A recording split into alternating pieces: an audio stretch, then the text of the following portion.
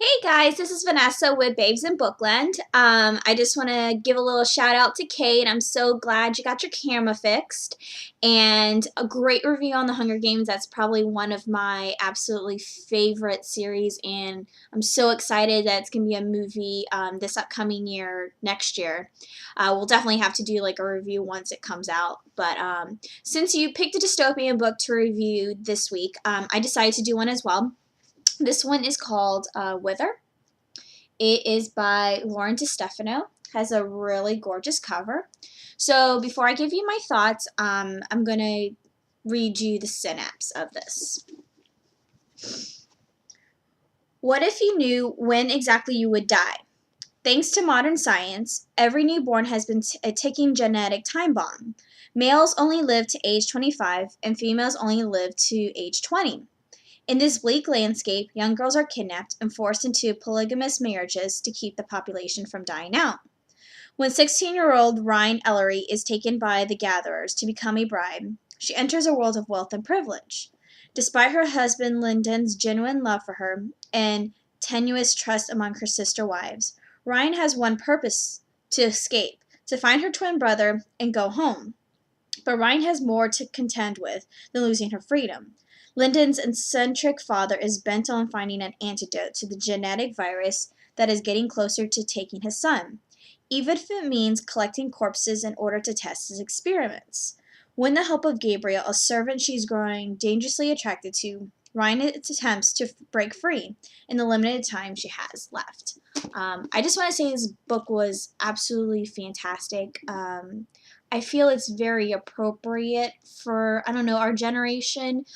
It deals with the world not wanting to die and age and wither away, I guess. Guess that's why the book is called Wither in a way.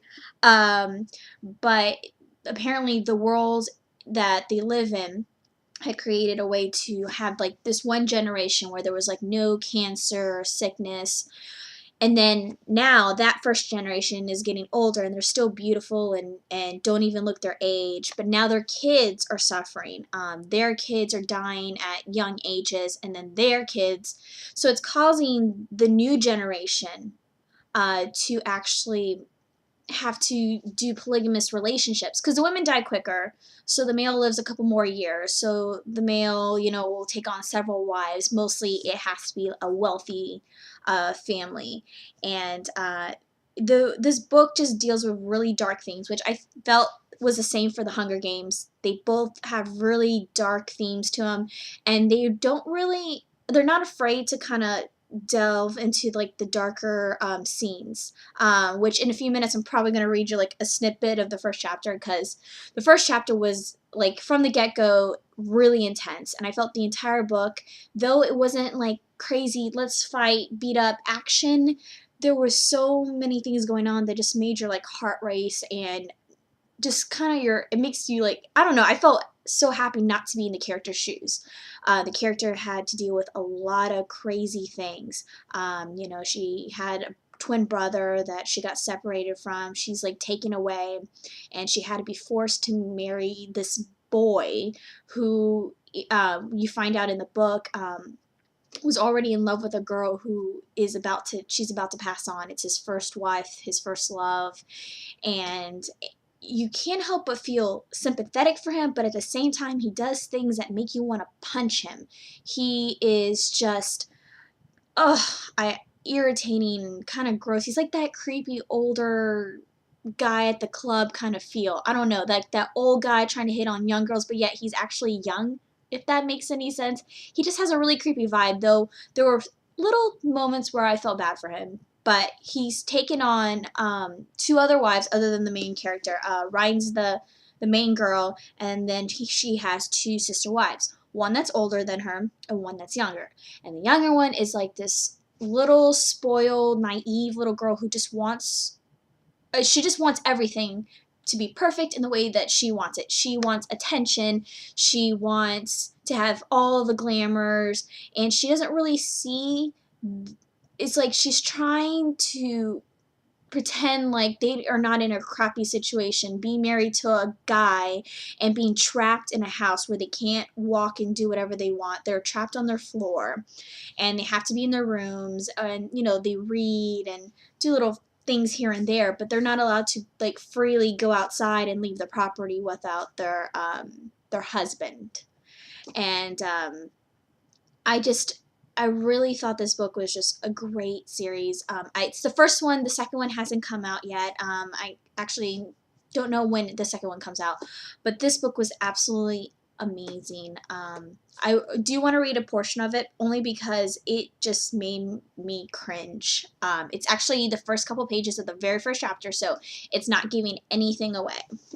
But so yeah, hope you guys like this. I wait. They keep us in the dark for so long that we lose sense of our eyelids. We sleep huddled together like rats, staring out and dream of our bodies swaying. I know when one of the girls reaches a wall. She begins to pound and scream. There's metal in the sound, but none of us help her. We've gone too long without speaking, and all we do is bury ourselves more into the dark. The door is open. The light is frightening. It's the light of the world through the birth canal, and at once the blinding tunnel that comes with death. I recoil into the blankets with the other girls in horror, not wanting to begin or end. We stumble when they let us out. We've forgotten how to use our legs. How long has it been? Days? Hours?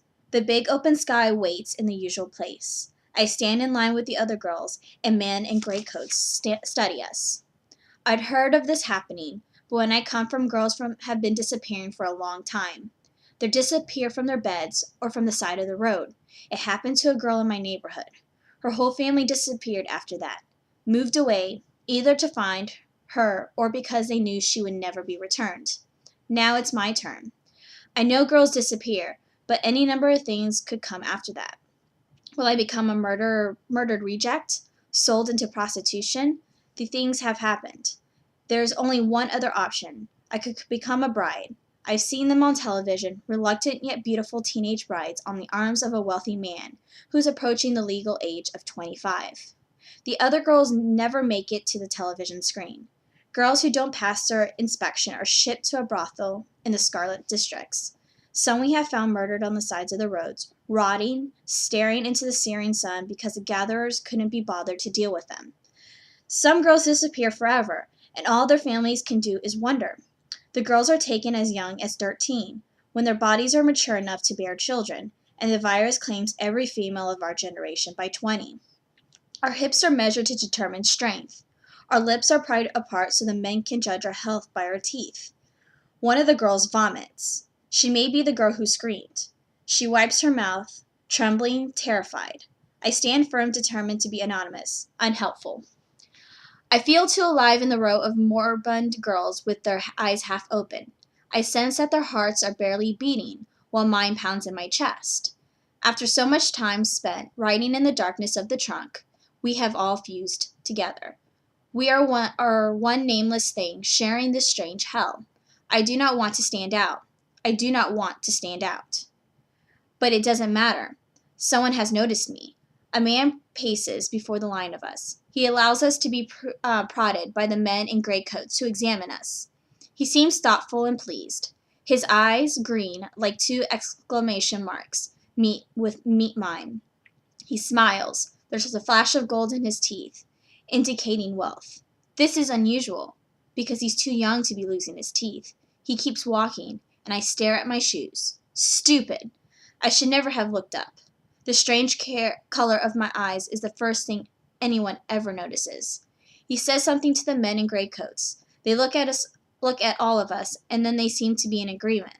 The man with gold teeth smiles in my direction again, and then he's taken to another car that shoots up bits of gravel as it backs into the road and drives away. The vomit girl is taken back to the truck and a dozen other girls with her. A man in a great coat follows them in. There are 3 of us left, the gap of the other girls still between us. The men speak to one another again, and then to us. Go, they say, and we oblige. There's nowhere to go but the back of an open limousine, parked on the gravel.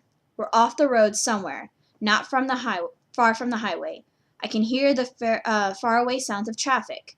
I can see the evening city lights beginning to appear in the distant purple haze.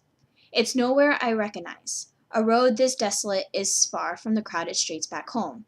Go! The two other chosen girls move before me, and I am last to get into the limousine.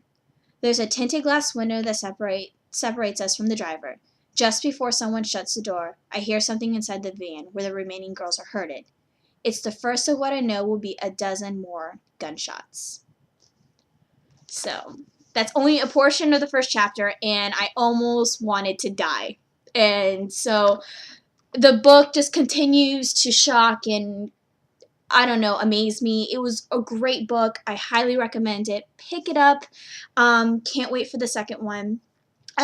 So that's it for my review. Last video I did, I asked Kate what makes a great love interest, and so she named up a couple. So some of my favorite like love interest in books would have to be probably Dmitry Belikov from Vampire Academy.